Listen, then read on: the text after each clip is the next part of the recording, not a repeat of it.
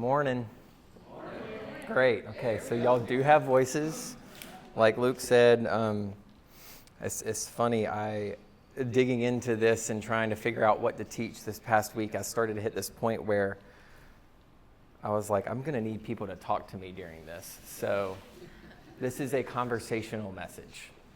Don't be afraid, like Luke said, to just, if something settles in your spirit, like, let me know, because that helps me. But it also does something in your heart to go, whoa, that clicks, you know? I was about to assign yeah, amen, and come on to each section. So if you need to follow something, there's 3 words that you can hit. But I really just want to take a second. And like Luke said, it's not part of the Joseph series, but it's stemming from, I don't want to ignore what the Lord's been doing in the last few weeks through that series, right? That story is so deep and is so relational. A lot of us connect easily with it because it's something that we see. It's like, oh yeah, I've felt that lowly place. Oh yeah, I feel like I've been put in a dungeon sometimes. You know, maybe you're really able to connect with it. But I really set my heels into this word Thursday night. Does anyone remember what happened Thursday night? 5.5 inches of rain. Yeah, there it is. Now y'all remember. But it was this moment, and I kind of feel like that's what the Lord's doing in the house here right now. Again, my name is Jordan Hewitt. If you don't know me, I've been at Selah since it started. We started in a house, so yes, this teaching will be very house-like. This is what we're here for, and our hope is that it always is a house. We want it to be the house of the Lord. So today I'm standing in a warehouse turned sanctuary, still mind blown about that, and surrounded by people who are after the same thing that I am. It's more of him and less of me. And as I teach today, I want to make sure to carry the same charge that was given to Peter, that was feed my sheep. So I want this word to be something that settles in, but the process, have you ever been fed food? Have you ever been at a restaurant and they set a burger down on the table? Do you just, that's nice, right? You might, but eventually you're hopefully going to eat that burger. And that's what I want us to do with this word today. Don't just hear it and then go, oh, that was good. Like, hear it and then go, how do I respond to it? How do I carry it into this week and start to go like, what is it that I need to check in my heart that I heard this week that I can chew on, right, if we're fed, and keep carrying it forward? I was sitting actually in the conference room here Thursday night prepping for this word, and I had my Sony headphones noise canceling on. I didn't know it was storming as bad as it was. And there was this moment where it was funny, I was listening to a YouTube worship set, and I could sing of your love forever. And out of nowhere, light filled my eyes at the same time sound pierced through my ears. And that was a close lightning strike that hit. And out of nowhere, it just came and it rattled my chest. It hit my eyes, and it was simultaneously. But I got this sense, in that moment, the Lord said, this is what I'm doing in the house. This is a moment where when we started the Joseph series, we didn't know what was going to be happening the last few weeks in worship. We weren't sure where it would go. We're never sure. That's the beauty of it. But as we're walking through it, all of a sudden we started to see this might be a thunder and lightning kind of moment.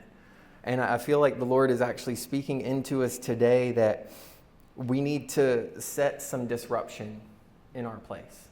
And if we're content, what does it look like to just pivot a little bit and go, okay, but Lord, I know you have more and I want it. Yeah. So that's what we're leaning in today. We're going to start with a simple question. What's your posture? There it is, right? Will we be a people willing to pay attention to his voice when he speaks, sacrificing our comfort, our constant, our norms? I want us to be that people. And I want this house to be that people. Our desire is not to be comfortable conformists, right? But to be moldable, movable, willing to follow the Spirit, just like we saw and witnessed in worship today. And after all, we hear from Jesus in John 16 that it was better for him to go so that the advocate, the helper, the Holy Spirit could come. And we as a body want to be a people that ask the helper for help and listen when he speaks. Have you ever asked someone for help and then they offer help? whoa. The moment that my wife looks at me, she's like, literally last night, we were talking about it on the way home. She was like, such a good day. I'm like, I want chocolate, which for me doesn't happen often. I'm a fruit dessert, not a chocolate dessert. And I get home and I go, I don't even remember what I did, but I came back in the room and I look in the kitchen and she's like pulling bowls out. I'm like, what are you doing? She's like, well, I'm making some high protein, high fiber, no bake cookies. And I literally started weeping because in this moment I had been heard. And I told her, I was like, I feel so seen and I feel so loved. And it's true because in that moment I did. Someone was willing to serve me. And I feel like that's what we are entering into with the Holy Spirit. He's willing to come in and go, I'm willing to serve you. Will you respond? Will you walk into gratitude with me? So we're going to camp in Luke 19. If you got your sword, bring it out. We'll start at verse 1. We'll keep it nice and simple. Gigi, I'm gonna look at you and tell you, I know that you and I have had many conversations about me and my slides. I'm a newly minted college instructor teaching the most basic level class that you can teach at Germanna. But this is not going to be one for my note taker, so I'm sorry in advance. In all honesty, I wrestled to make slides because I felt like the Lord was just like, just come with me and follow me, okay? So first things first, in Luke 19:1, we see here, Jesus entered Jericho and was passing through. Stop. First things first, Jesus was on his way to Jerusalem in this scene. He was passing through Jericho.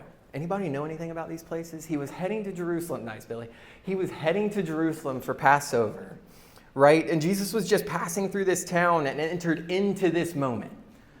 Sometimes we walk through the grocery store and you see that mom who's dealing with a screaming child and you feel like you have entered a sanctified moment of like, I don't know why me are witnessing this, but here we are, right? This is kind of what Jesus is doing. He's walking with intention. He's aware of where he's going, but he's attentive to what's happening around him.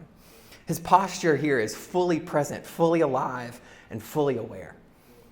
And when we enter into worship, I believe that this is a chance for us to practice this very same thing, to be fully aware of where we're being led into when we come into worship. I think there's also this realization that Jesus is fully aware of us too, right?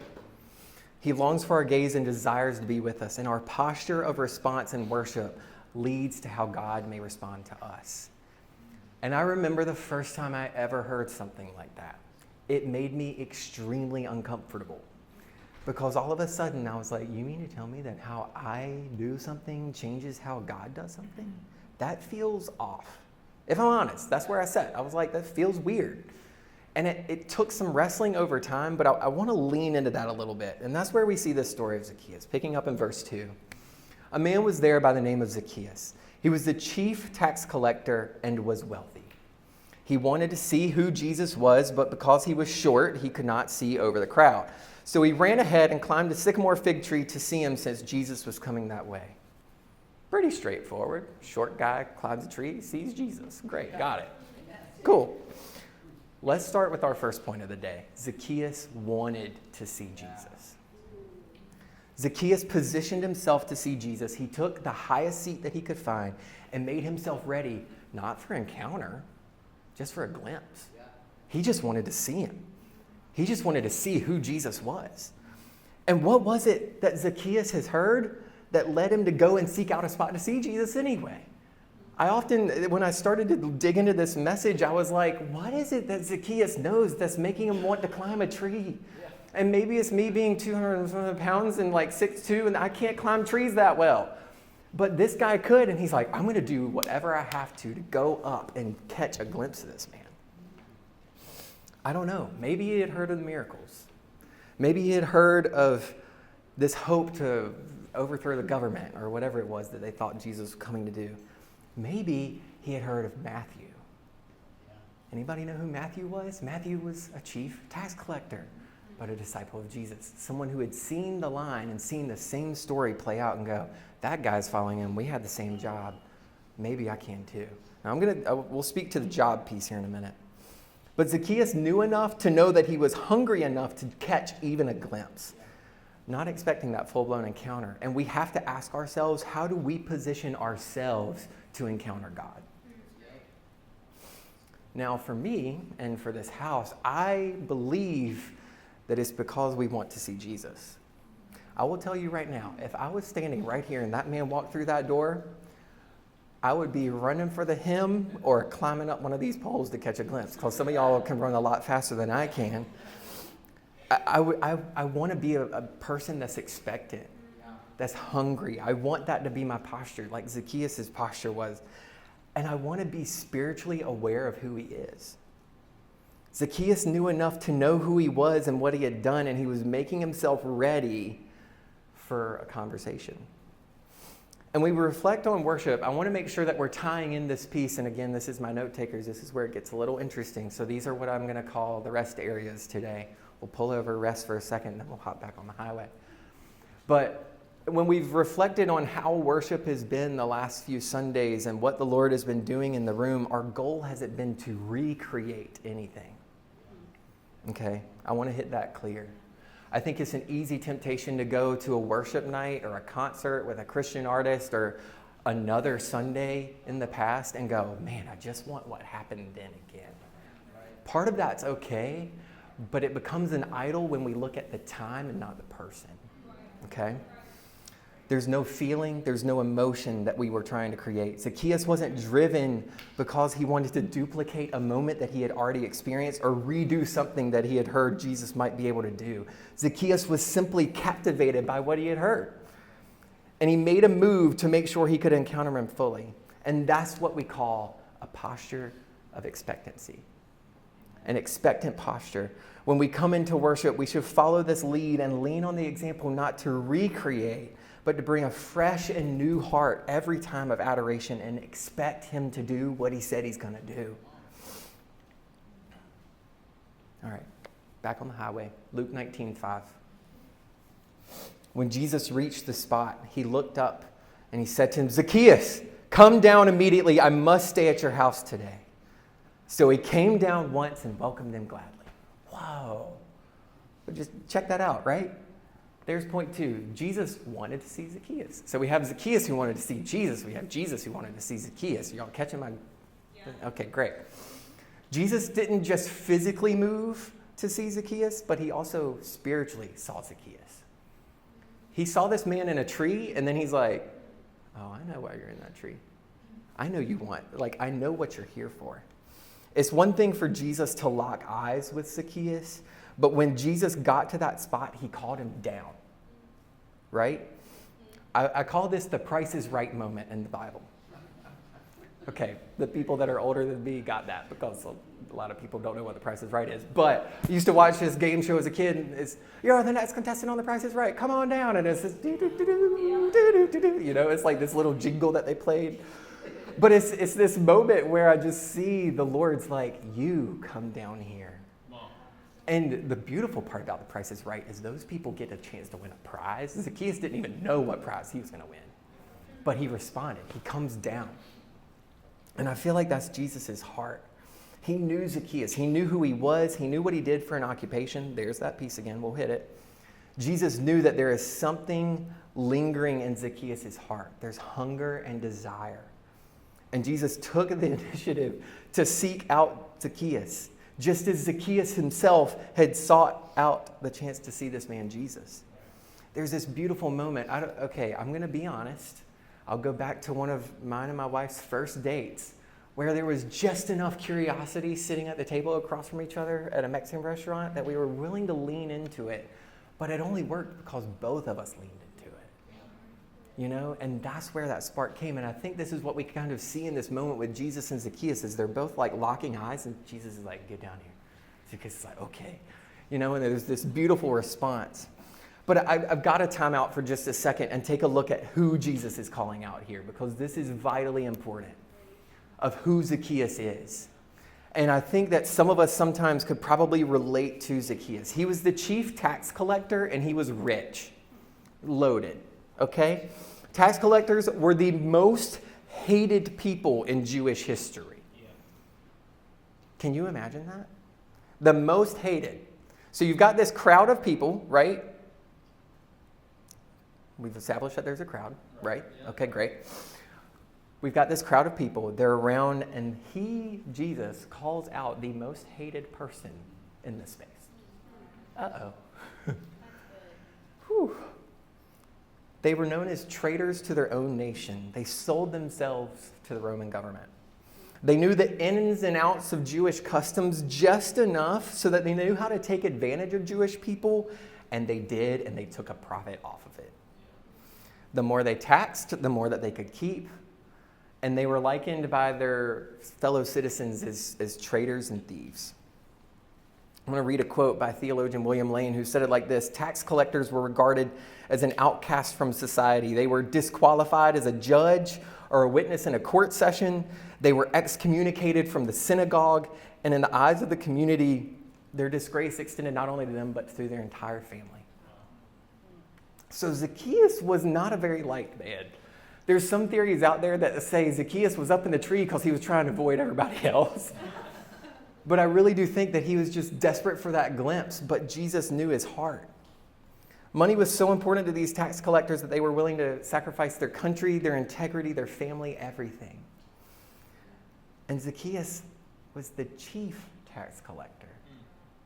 He was the boss. He was the leader. And despite all of that, despite his integrity, his character, his profession, his bad position amongst his people, Jesus still saw him. He didn't see Zacchaeus as everyone else did. Let's look at verse 7 again really quick. All the people saw this and began to mutter, "He is gone to be with the guest of a sinner," right? So there's this moment where Jesus, let's recap, verse 5 through 7. Jesus reached the spot. He looks up at him and says, "Zacchaeus, come down immediately. I must stay at your house today." He invited himself over for dinner. I got in trouble with that when I was a kid. But Jesus can do it. He has that authority because he knows how desperate Zacchaeus is. So he came down at once and welcomed him gladly. And then again, all the people saw this and began to mutter, "He is gone to be the guest of a sinner." For me, this hits home. I can tell you that there has been more than one time when I've come into worship where I don't feel worthy. Or I come into this house and I walk in and I'm like, my crap smells so bad that I can't come into it. It's hard. And I feel like if all the people, the crowd around me, knew the mess or the sin or the struggle or the pattern or the habit that I was carrying in, maybe it's heartache, that I was carrying into that Sunday, they look at me and say, "Why is he worshiping like that? You know what he's carrying? Do you know what he has? What right does he have?" And I've felt those feelings before. And I have vivid memories of coming in and just feeling so disqualified that I'm just like believing every lie that comes at me like a fiery arrow from the pit of hell. And it's so quick to just sit and wrestle with it, and I'm just stuck in my head. But even then, Jesus saw Zacchaeus and he locked eyes with him. But not only did he call him out of the tree, he called him out and he said, "Come down right now." And he said, "I'm coming over for dinner. Here I come. I'm staying at your house tonight." Jesus called him into relationship. He didn't call him out and say, "You, the sinner in the tree who steals money." He said, "No, you, get down here. I'm having dinner with you tonight." And for me, often, I forget that that's how the Lord sees me. I forget that the Lord looks at me and he's not like, "Oh, here we go again." He's like, "I paid full price for that. Come on. Let's be together. Let's get over that. Let's work through it and let's cast it at my feet and then come on and let's go." I want to hit something else that stood out to me in verse 7 that honestly, when I saw it, I was like so amped that I ran to the bedroom to tell Rebecca, and then I was like, I couldn't shake it, and I was just like, why is this in here? And it hit so deep. Verse 7 says, all the people saw this and began to mutter, "He has gone to be the guest of a sinner." What are the first three words there? All the people. Everybody. The whole crowd. And I got hit in this moment of how quick I am to judge the person who might be encountering the Lord. And that's hard. And I think we do it sometimes in the body. And I'm going to say it. It's not the charismatics or the Pentecostals, not the liturgists, not the fill-in-the-blank denomination or worship style. It's not the person to our left or our right. In this moment, comparison will and is killing their hearts. And I think we have to be cautious because comparison will and it does kill our hearts in worship. Whether we're comparing to our neighbor or sister or our brother in a room or a different style or a different church, we have to be cautious and make sure that we aren't casting judgment before we're worshiping the Lord. I really do think, too, if we're worshiping the Lord in the right posture, that won't even be a thing. You know? It'll come, but we can look at it and go, with my eyes locked on the King. And all of it just goes off to the side. I hope y'all are okay with me worshiping while I teach. That's it. Come on, Billy. It was everyone around Zacchaeus in his own town, mind you, that turned to Jesus now and they had something to say. Oh, he's gone to be the guest of a sinner. So all of a sudden, we don't know anything about these other people other than they were there, right? And they were probably just captivated like Zacchaeus. They had heard something and wanted to see him. But here's where I really need to take a timeout moment. Do we know what happened in Luke 18? This is where context is important. I'm going to steal Luke Taylor's line of get in the story with me. Interestingly enough, Jesus had just healed blind Bartimaeus, coming into Jericho, right at the city. And I think it's interesting that this crowd forms right after Jesus performed a miracle. The same people casting judgments are the same people that just witnessed him heal a blind man. And that hit me hard, like a brick wall. They're putting Jesus on full blast, along with the next person that he's identified as being worthy of his time, his company, his heart, his healing. And how quickly did they forget? He had just healed a blind man. They had just seen Jesus perform a miracle.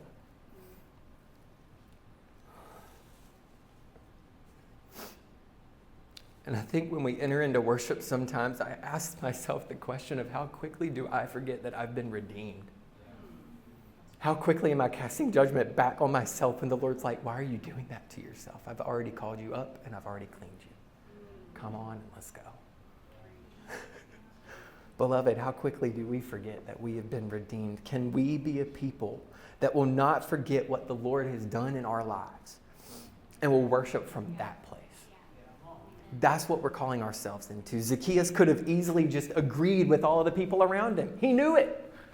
He knew his profession. He knew that he was lacking in something. He knew that he was the bad guy. But he took his eyes off of himself and he climbed a tree to catch a glimpse of Jesus. And that was all it took. Suddenly, he's washing away the old man. Point number 3, Jesus broke boundaries. Jesus saw somebody who put themselves in a position to see him, who deeply needed to be seen, and who everyone else would just cast off in the blink of an eye. I relate to those 3 things pretty deeply. But I want to keep reading into verses 8 through 10 because this is how that story starts to show us the shift that can happen internally for our own postures. Verse 8, picking up Luke 19.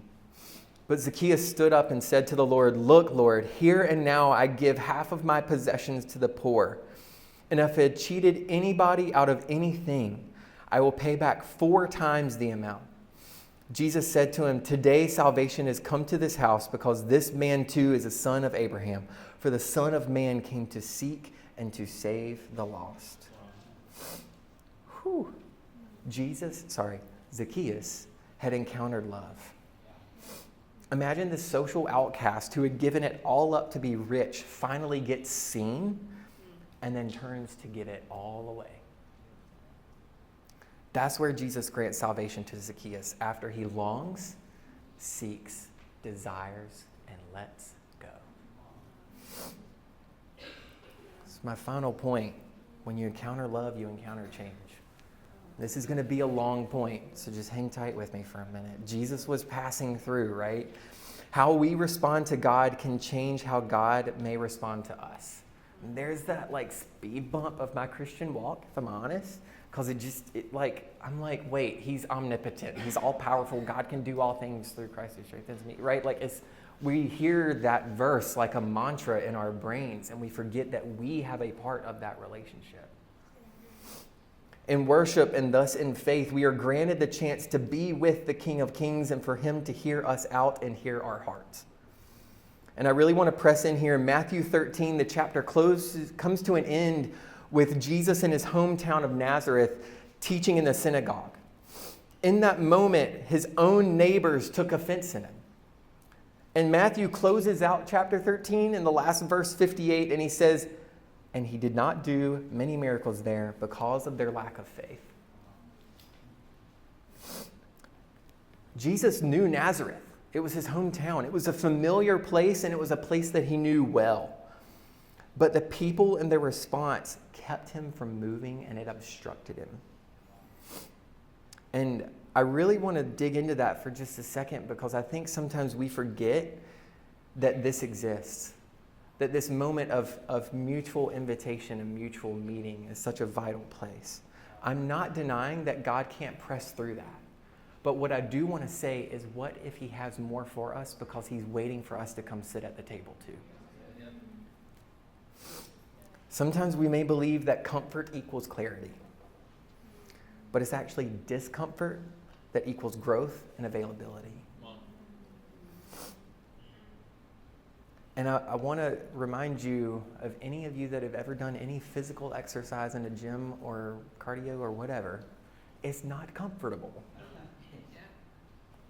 It's not. But you know that when you're pulling that muscle the right way, it's growing. And I've learned that already in my life and some other places, in emotional and relational places where I go, this is my boundary line, and I uphold it. It's super uncomfortable, but it leads to a really healthy outcome. So I think there's some places there where we start to see that. So yes, our response and posture can change how God may respond to us. And just a few chapters later, from Matthew 13 to Matthew 19, Jesus says it, all things are possible. And we know that and we've heard it, but does anyone know the context of which that was said? It's in the context of salvation. It's right after he gives that famous camel through the eye of a needle line. Right? We've all heard that one and gone, do you know what you're talking about, dude? But he does. But he says, all things are possible.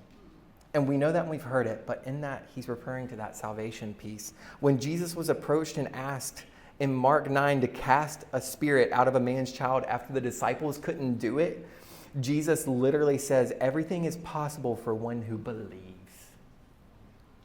And here he actually calls them out for being an unbelieving generation.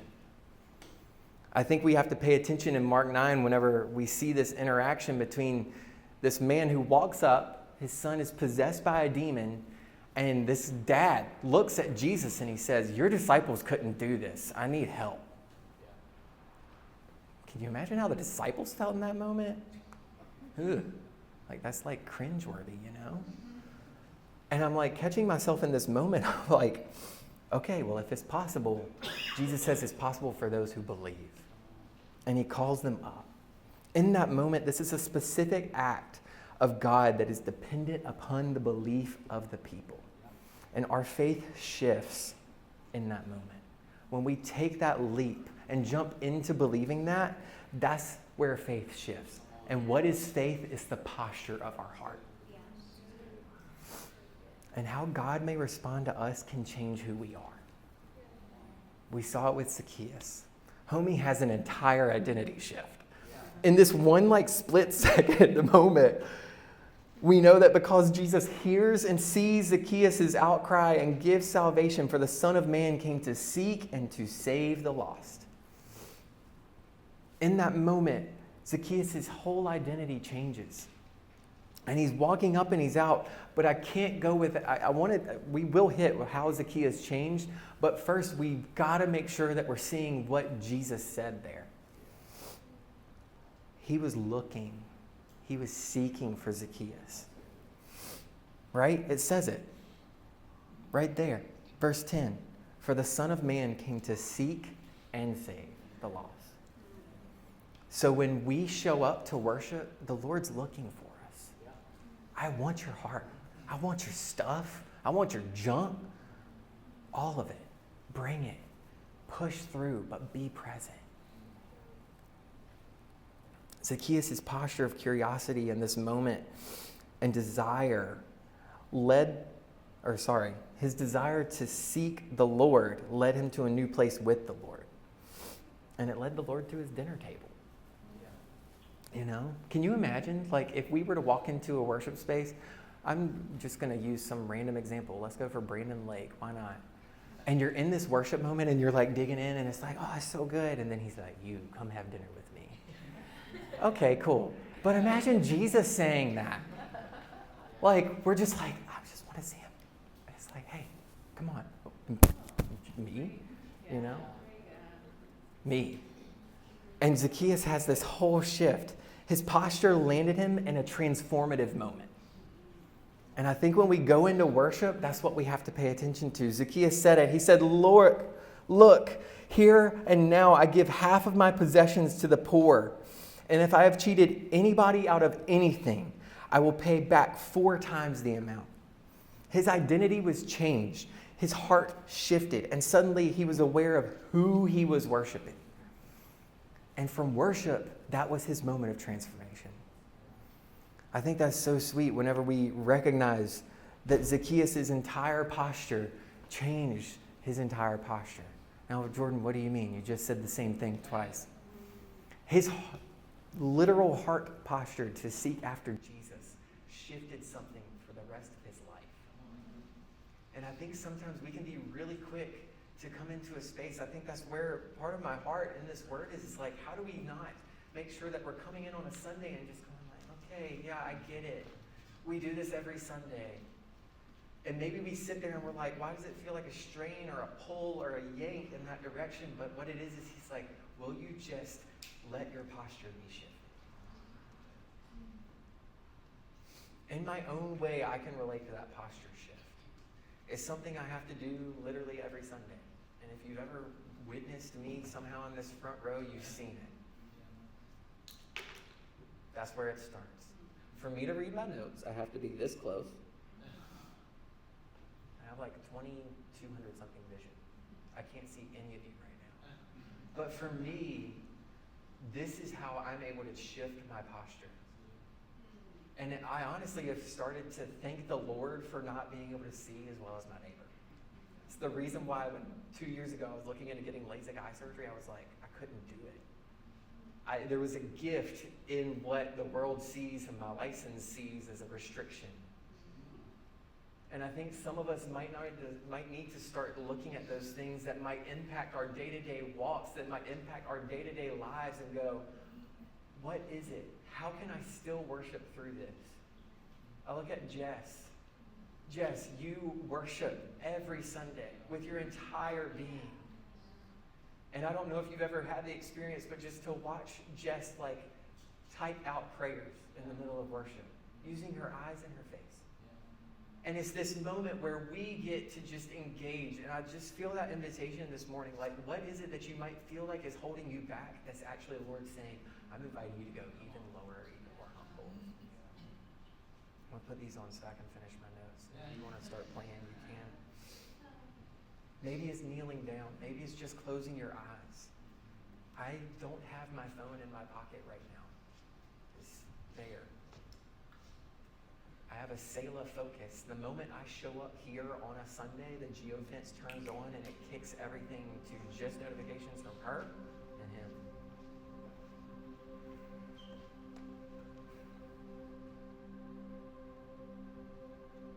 I think in these moments, it's the importance of remembering that we're singing to him and not about him. Sometimes in worship, we can push through these moments, and Zacchaeus had this sight, right? He's literally catching eyes with Jesus, and he's captivated by what he had heard about him. But in that moment, his heart is to Jesus. And I think that's the posture we have to sit ourselves in when we're in worship. Sundays like the last few weeks, or maybe it's Sundays in the future. Maybe this has been a wrestle for you, or maybe this is something that you feel like you've mastered. If you feel like you've mastered it, I invite you to continue to try to master it. How are we posturing ourselves in worship? How are we engaging with the living God? How are we believing for what he can do in us as we give him what he's worthy of? How is he beckoning us to come down from our comforts to encounter his presence? Zacchaeus was looking for something, and we see God honor his shift. And throughout the word, from the faith of the centurion to the bleeding woman, God honors people who posture their hearts differently than those around them, and who show that there's a desperation for more of it. I want to be a desperate person. I want my heart to long for the Lord. And that's the desire of this house. We want to create a space where we can all come in together and just long for more of him and less of us. So I'll land the plane with the same question that I took off with. What's your posture? And if you feel like you may need to reposture yourself in worship, what are you going to do about it? I'm going to finish with a piece of a letter. Letters to Milton, C.S. Lewis. Written in 1963. Been around for a minute. It looks as if they believe people can be lured to go to church by incessant brightenings, lightenings, lengthenings, abridgments, simplifications, and complications of the service. Have we seen it? Yeah. They go to use the service, or if you prefer, to enact it. I don't want to be that person. We don't want to be a body that just shows up to check a box. Lord, convict us. Shift our hearts. Break our hearts for what breaks yours today, Lord. He goes on to say that the perfect church service would be one where we are almost unaware of it. Our attention would have been on God. Beloved, will we let our worship not become a novelty? Not be a simplification or a complication? Rather, will we let our worship be pure? That's where I believe we've been pressing into over the last few weeks, and where I believe God is asking us to come down from our tree and feast at his table. It's in the presence of the Almighty. Let's pray.